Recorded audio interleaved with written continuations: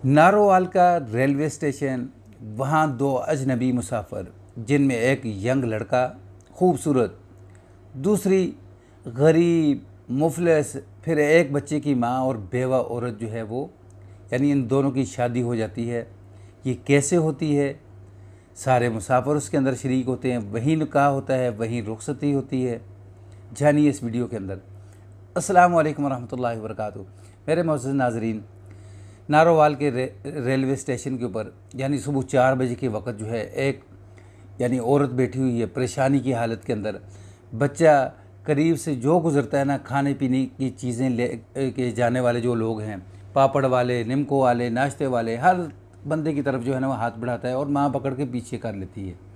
ये सारा मामला जो है एक नौजवान देखता है तो उसके दिल के अंदर रहमत है। वो सारी चीज़ों के ना चीज़ें लेकर एक शापर बनवा के उस बच्चे को देता है कि ले मेरे दोस्त। माँ कहती कि ये आपने तकल्लफ़ क्यों किया है? वो कहता कोई बात नहीं।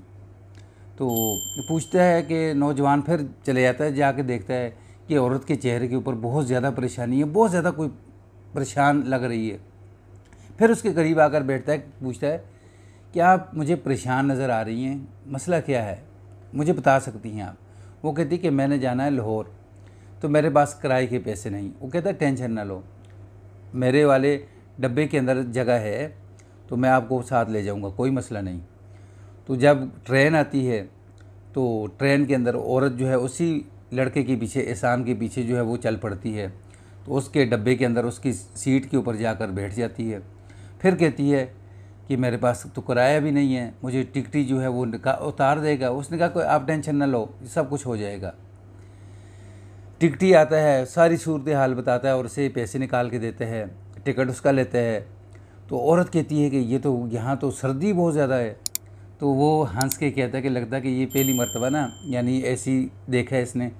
तो उसने कहा कि यहाँ एसी लगा हुआ है जो ठंडक करता है, बाहर तो गर्मी थी। तो उसने कहा खैर। तो नौजवान जो है वो अपने घर से यानी खाने पीने की काफ़ी सारी चीज़ें लेकर आता है, जिनके अंदर रोटी भी होती है। तो फिर वो कहता है कि आप मुझे लग रही हैं कि भूखी लग रही हैं, खाना खाओ। वो कहती नहीं, तकल्लफ़ ना करो, खाना खाओ। तो औरत जो है वो बेचारी खाना खाती है, उसका बच्चा जो है वो भी खाना खाता है। फिर वो पूछता है कि आप यानी जो असल वजह है वो बताएं, आप मुझे बहुत ज़्यादा परेशान नज़र आ रही हैं। वो कहती कि दरअसल में मेरा जो शौहर था वो सरकारी क्लर्क था, तो यानी वो शराब पीता था, नशा करता था। तो अचानक एक दिन सड़क पे जा रहा था मोटरसाइकिल पे, हादसा हुआ और अल्लाह को प्यारा हो गया। तो अब मैं जा रही हूँ लाहौर पेंशन के लिए। मुझे एक सहेली ने बताया है कि आपकी शौहर की जो पेंशन है ना वो आपको मिलेगी, फ़ंड मिलेगा। तो ये मेरे पास पर्ची है। वो नौजवान पर्ची देखते हैं तो कहता कि आपको पता है इस जगह का? कहती नहीं, मेरा तो वहाँ कोई है ही नहीं। वो कहता कि आप टेंशन ना लो, ये सब कुछ मैं कर दूँगा। वहाँ जब लाहौर में उतरते हैं तो नौजवान जो है वो अपने क्वार्टर में जाता है। वहाँ चीज़ें बिखरी होती हैं, उनको समेटने की कोशिश करता है। तो लेकिन ये जो औरत होती है ना, बेव औरत, ये कहती है कि आप फ्रेश हो जाएं, फ्रेश हो जाएं आप। वो नहाने के लिए जाता है, पीछे सारा कमरा जो है वो सेट मेट करके रखती है। फिर वो नौजवान जो है वो कहता है कि मुझे अभी आई हुई नींद, तो 3 बजे जो है यानी वो दफ्तर का टाइम है, तो हम 3 बजे यहाँ से निकल जाएंगे 2 बजे, तो उतनी देर जो है मैं सो जाता हूँ। तो औरत क्या करती है कि उसके कमरे के अंदर जो भी खाने पीने की जो चीज़ें पड़ी होती हैं वो निकालती है और पकाती है बेहतरीन करके। तो जब ये नौजवान उठता है तो देखते हैं कि खाना भी बना हुआ है, रोटी भी बनी हुई है बेहतरीन। तो ये उसको लेकर यानी उस जगह पे पहुंच जाता है, उस दफ़्तर के अंदर।